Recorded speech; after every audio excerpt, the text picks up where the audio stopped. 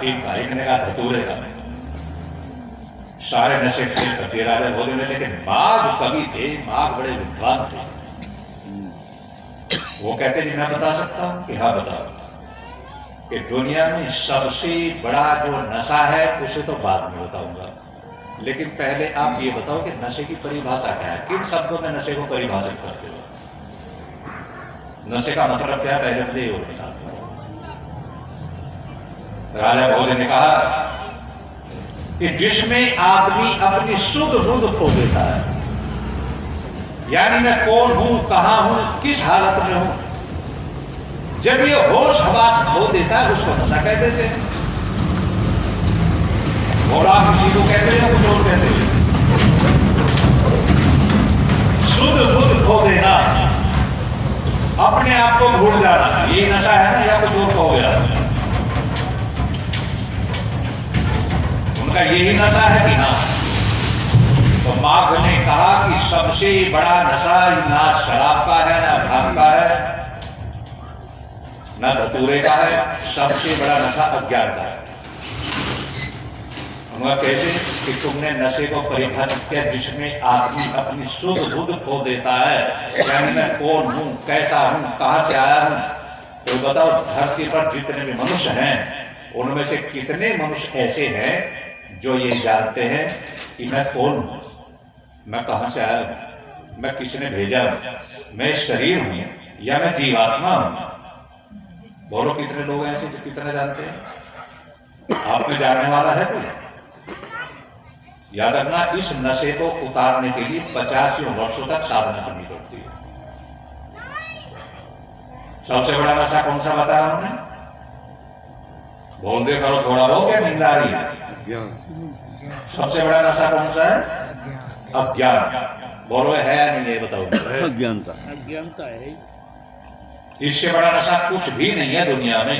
और इस अज्ञान की वजह से ही ये दुनिया आज इतनी भ्रमित है। इतने मोटे मोटे जो ग्रंथ लिखे गए हैं ना, ऐसी पढ़ने वाले, ऐसी सुनने वाले, और उस अज्ञान की वजह से ही हमने हनुमान जी को बंदर बना दिया।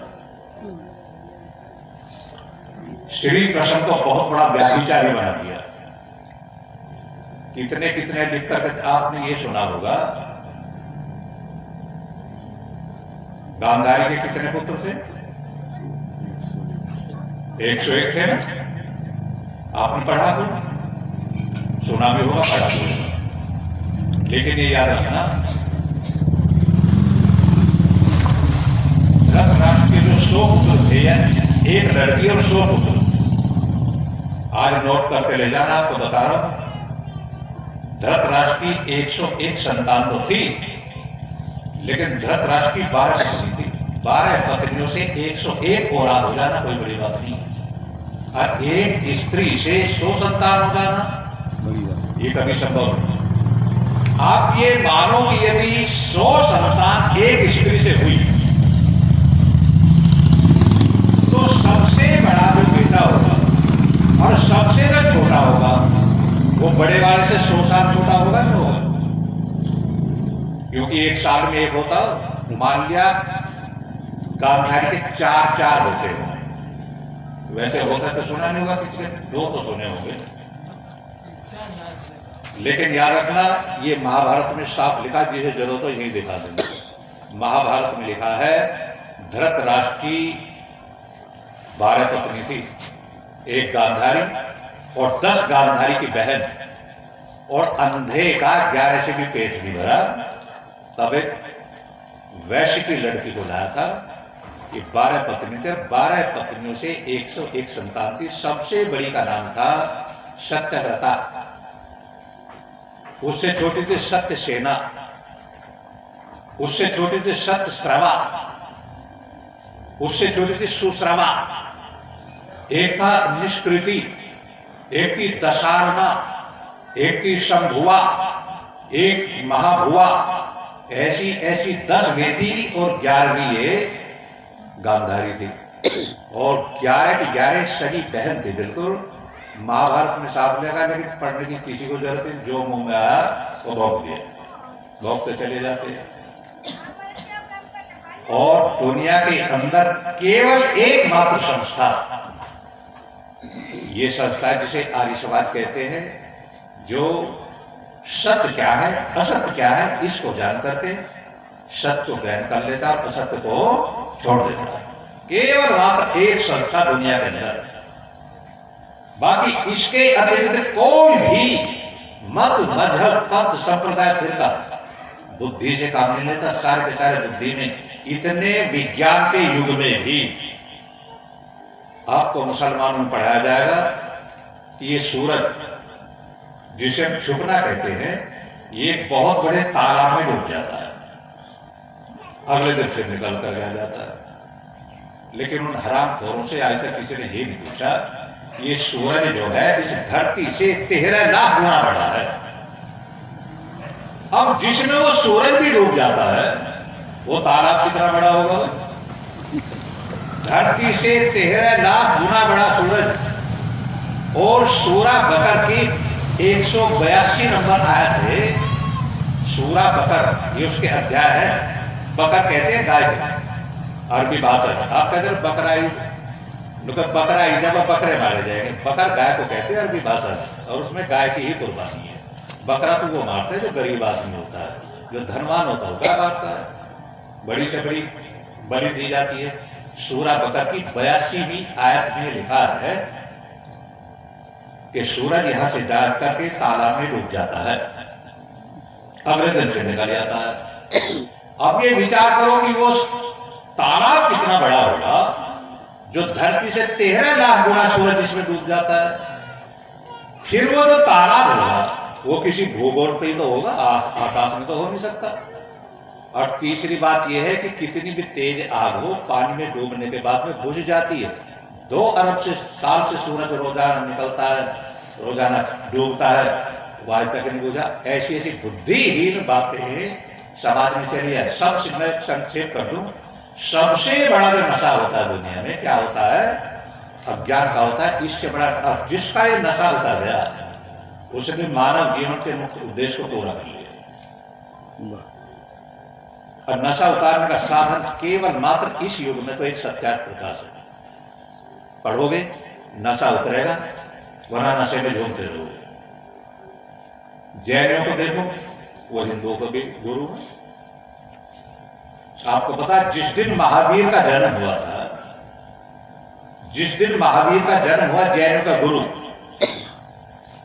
तो याद रखना 31 पदम है भगवान।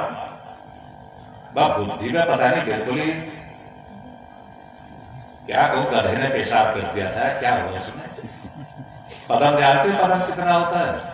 इकाई, दहाई, सैकड़ा, हजार, 10,000, लाख, 10 लाख, करोड़, 10 करोड़, अरब, 10 अरब, खरब, 10 खरब, नील, 10 नील, पदम है।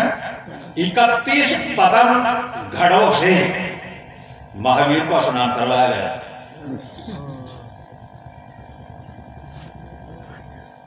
लिखने वाला पागल नहीं था, पागल तो और है जो मान रहे आज उनकी बातों को।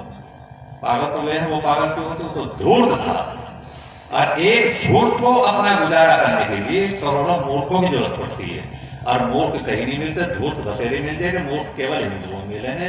इसे एक मर्यादा नजर सड़िया आदमी कैसे ही बैठा करके नए नए भगवान, नए नए देवता पहले मरते भी दूसरे तैयार हो जाते। अब साईं भगवान बन जाए, तो छोड़ो, ये तो बातें बहुत है बता दें। मैंने तो पुस्तक भी 25 लिखी, 25 पुस्तक मेरी लिखी हुई, अमेरिका तक चली गई। और भाषण देते देते भी 40 साल हो गए। मुझे पता है उनका रिजल्ट क्या है, ये भी सारा पता है मुझे। लेकिन ये हमारी प्रतिज्ञा है, जीवन भर जब तक भी साथ चल रहा है, अंधकार को मिटाने के लिए, महर्षि दयानंद का ऋण उतारने के लिए, इस जीवन का एक एक सांस आर्य समाज के लिए समर्पित है। दूसरा सवाल उन्होंने पूछा, ये बताओ दुनिया के अंदर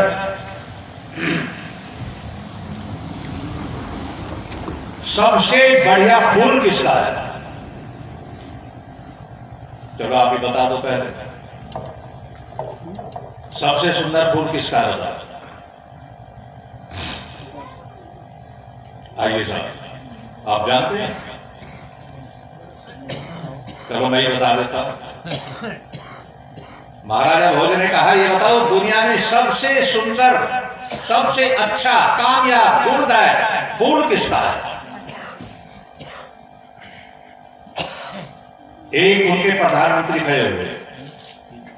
प्रधानमंत्री ने कहा, सबसे गजब का फूल तो कमल होता है। देखो पानी में खिलता है, पानी में रहता है, और पानी पर घड़ा भर करके पानी का डाल दो फिर भी एक बूंद पानी उस पर रुकता ही नहीं। त्याग तप की जो उदाहरण देते हैं कमल का दिया जाता है। कमल से सुंदर तो कोई फूल ही नहीं है। राजा ने कहा नहीं। एक व्यक्ति खड़ा हुआ, उसने कहा कि सबसे सुंदर फूल होता है गुलाब का। देखो फूल भी है, कांटे से घिरा हुआ है, दोनों चीजें, कांटे भी हैं फूल भी है। किसी ने कहा कि चंपा का फूल बहुत अच्छा होता है, किसी ने कहा रात की रानी बहुत सुगंधी देती है, किसी ने कहा गेंदे का फूल सबसे उत्तम होता है, माला तो उसी की बनाई जाती है, देवताओं पर भी ज्यादातर वही चढ़ता है। सारे खेल करते, लेकिन माघ खड़ा हो गया। देखो माघ क्या जवाब देता है। भाई आप क्या मानोगे वो तो आप जानो, मुझे तो अच्छी लगी माघ की बात, आपको कैसी लगेगी आप जानो। माघ ने खड़ा होकर के कहा, जी मैं बता दूं। राजा ने कहा तुझसे तो पूछना चाह रहा हूं मैं, ये बता सबसे ज्यादा बढ़िया फूल किसका? माघ ने कहा कि दुनिया में सबसे बढ़िया फूल कपास का होता है। उसने कहा क्यों? उन्होंने कहा कि जितने भी फूल हैं वो 2 दिन 4 दिन सुगंधी देते हैं, अपना रूप प्रदर्शित कर देते हैं, लेकिन कपास का फूल ऐसा है जिससे कपड़ा बनाया जाता है, दुनिया के नंगे शरीर को ढक देता है। सबसे बढ़िया फूल कपास का होता है। बोलो होता है नहीं होता? बस फूल ही तो कहेंगे उसे भी, और क्या कहेंगे बताओ? फूल तो कहना ही पड़ेगा उसे। कपास का फूल सबसे उत्तम होता है और वास्तव में होता है। उन्होंने कहा 4 दिन सुगंधी दे देना और अपने सौंदर्य का प्रदर्शन करना वो अलग बात है, लेकिन नंगे बदन को ढक देना अलग बात है, सारी दुनिया को कपड़ा देता है। उन्होंने कहा ठीक है। लेकिन राजा भोज ने तीसरा सवाल किया, और तीसरे सवाल में राजा भोज ने कहा ये बताओ, मंत्रिमंडल ये बताए दुनिया में वो चीज कौन सी है जो सबसे कड़वी हो और सबसे मीठी हो? वो चीज कौन सी है जो कड़वी भी सबसे ज्यादा है और मीठी भी सबसे ज्यादा है? लोगों ने कहा कि ऐसा तो हो ही नहीं सकता भाई, या तो मीठी होगी और या कड़वी होगी। मीठी भी और कड़वी भी ये कहां की बात है? राजा ने कहा नहीं है, उससे ज्यादा कोई कड़वी नहीं है, उससे ज्यादा कोई मीठी नहीं है। किसी ने कुछ कहा, किसी ने कुछ कहा, लेकिन मां खड़े हो गए। उनका सबसे मीठी, सबसे कड़वी जो चीज है दुनिया में, वो मनुष्य की वाणी होती है।